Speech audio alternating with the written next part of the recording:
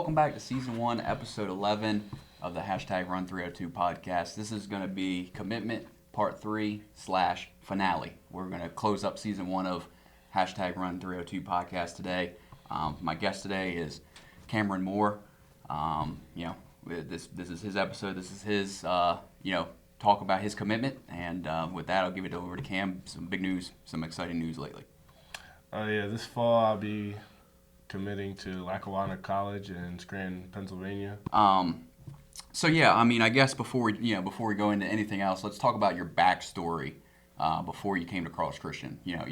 Everybody has their own journey. Yeah. How you got here and how things have moved on. Yeah, so I grew up in Atlanta, Georgia. I was born in Delaware, but I grew up in Atlanta. I would stay down there till like 8th grade, and then I moved back up to Delaware. And then for high school, I went to Dover High School for my first 3 years. Then my senior year, I transferred to Milford. And then my first game of my senior year, I tore my ACL. And that basically led to my decision of coming to Cross Christian and to give me a chance to play college basketball. Yeah, absolutely. I mean, we ended up having 3 guys on our team this year that tore their ACLs as seniors, and with dire rules and all that kind of stuff, they were kind of done. Like, they didn't really have another choice, which is why we're here to give you that option. Right. Obviously, pretty simple question, but your purpose for coming, what did you hope to get out of this experience? I say 2 things. One was to build on my confidence on the court. I felt good going into my senior year, like I was going to have a big year.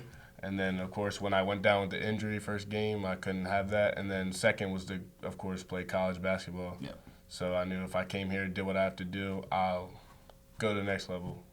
Yeah, absolutely. Like you said, build on those things. Is like I've never torn an ACL, but I've known a lot of players that are close to me, or even teammates that are close to me that tore their ACLs, and they say, you feel like you're over it, but like subconsciously you're still kind of thinking about it a little bit. So like going back to you get your confidence back out there. I've definitely felt that. I got cleared. What was it? It was 2 weeks. I think it was 2 or 3. It was like mid-October, right before we started practice. Yeah, like 2 or 3 weeks right before practice started. Yeah. I was doing like little workouts, just shooting all throughout. Like even like when I was like in the 3, 4, 5 months area, I was coming here during the summer every night and get on the machine. But that's all I could do. Yeah. So like definitely, I'd say the first couple games I was like feeling it out. It felt good, but I had I had the bigger brace, and then I kept like graduating on like progressing with my braces, getting like lighter braces. Then I just wore a sleeve. Yep. And then, I still kind of feel a little weary on it, but that'll come with time. It'll slowly progress. So you're starting to, most athletes with ACL tears or whatever, it's usually a year out from their surgeries when they start getting back to where they used to be. And I see that, now you're in the gym. My surgery, didn't mean to cut you off, sorry. Yeah, but my surgery was actually pushed back 3 months because of COVID. Mm-hmm. They had to push back surgeries. So I tore it December 1st of 2021, and I didn't get surgery till March 30th of 2022. Yep. So I would have been a year out had we started. Had the surgery happen. Yeah, correct. Exactly. Right. So let's talk about what both good and bad. What's the best memory from this experience, and then we'll go right into what's like maybe the most disappointing loss. I don't know, the worst memory or whatever. Best memory would be definitely the bus rides. 3 for 3. That's three people. Yeah, the bus rides. But if I had to choose like a game that stuck out, probably Atlantic Shores. Okay. Because were we down at the half? We were down like 13 at the half. We were playing terrible. Yeah. In our defense, it was a 3.5-hour bus ride. Right, so. That was our longest ride. Yeah, it was. And then we came back and won that game by like 10. So we outscored them by 23 in the second half. Right. And then I vividly remember going to Chick-fil-A after that, and then just having a good time. That was the spot after every win. Yep. Or every game. Sponsorship. We need a sponsorship. Yeah, something. But worst though? You said worst memory? Yeah.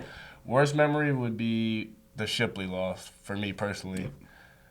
And I could say the Rosedale one, but I was kind of just getting my feet under me for that first tournament. Yep. So like I could understand. I had a bad game, but you go through your good and bad games, especially coming off an injury. So, but the Shipley game, like I feel like we were all clicking. Like we got out to what was it, 15-0 lead, and then Now I'm with you too, and like with the Rosedale thing, going back to the Rosedale, that was like we didn't have any scrimmages or anything like that. Nothing, so we had 3 games that one day, which is crazy, for especially with you coming back from your torn ACL. Right. And then the next day, we had to play again.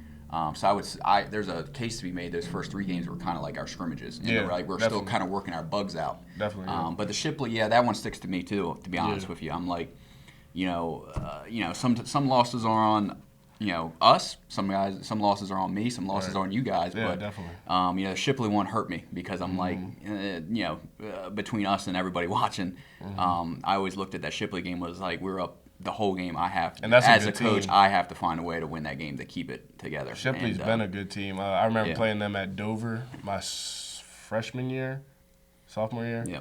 Well, at the field house, and we had 3 first-team All-State players, and they took us down to the wire. So, they've always been a good team. Yeah, very good program, Prep A in Pennsylvania. They're always in the playoffs for Prep A, all that kind of stuff. So that would have been a big win. Definitely. One of the best for our program. And of course, we probably would have went on to I don't know, 3 days. You guys were pretty winded that third day. It would have been hard to find the gas for that third day anyway. Like once we were there, we would have. You would have picked it up. Yeah, and that being your former school, we'd have some emotions. I say it would have been tough still, but I feel like if we would have pulled that off, we would have won that Christmas tournament for the first time. But wanted that banner. But there's kind of been a consensus with this question. I've asked everyone the same question, but let's see if you go a different route. What's the best player we've played against? I'm guessing everybody said Team Canada from Phelps. I would say he's the best prospect. Yep. But in terms of best player, like when we played them, I would say the kid from Olympus Prep. Yeah, he was good. When we went there. Yep. I think he had, 30? He had 36. Yeah, he had 36. And he was like draining deep threes and dunking. Like he had the whole package. He was getting to the cup, definitely. all that. But the Riley kid from the Phelps, he's definitely the best prospect being 2025. But he's got 2 years left. Yeah, exactly. And he's got all those offers already. Yep. But in terms of best player, the kid from Olympus, definitely. Yeah. So we'll take Phelps off the table for this too, because I think that's the general consensus on that. But best team? Yes, for best team. But what's the next best team that sticks out to you?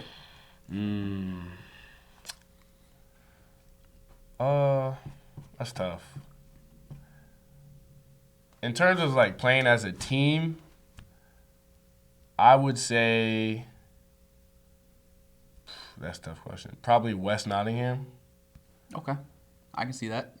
I would say Hamilton Hall, but we played them tough the first time, and then when we went there the second time, we had bad legs. It was a back-to-back. It was a back-to-back. Their court was bigger. So I'm not taking anything away from them, but I would say probably West Nottingham. Yeah. Because they played most like a team, I felt like, out of everybody. Gotcha. So I guess, and again, there's been a kind of general consensus with this question too. Yeah. Compare, because you played 4 years of DIAA basketball. Yeah. So compared DIAA with the schedule and the teams that we played this year. Like, what's the biggest difference? What jumped out at you? The speed is the biggest difference, and the athleticism. Yep. Skill set wise, there's a lot of skilled basketball players, especially guards in Delaware. Yep. You can come to Delaware and find a bunch of skilled guards, but athleticism and just like tempo of the game, you're not going to really see it around here. Yep. Unless you go like up top, like playoff games, like at the Bob, maybe. Yeah.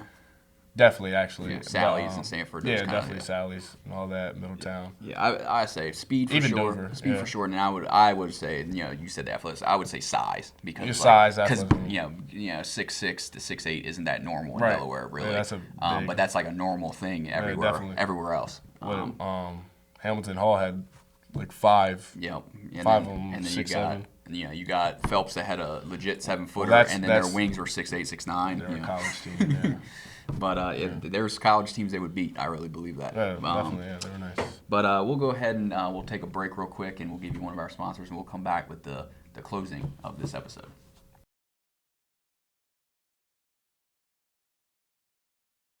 Welcome back to the #Run302 podcast. Once again, this is Season 1, Episode 11, Commitment Part 3, also the finale.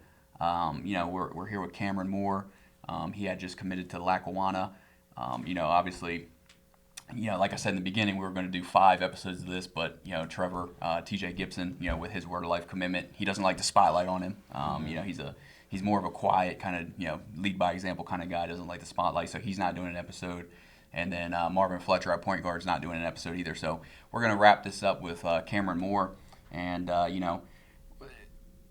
think about the journey, I guess. Like you said, all the everything that led here to you. Unfortunate, it was bad luck that you tore your ACL in the first half of your first game of your senior year. Yeah. But you're here now. You worked your tail off. It's your episode. Is there anything you want to say specifically to close out with or end on?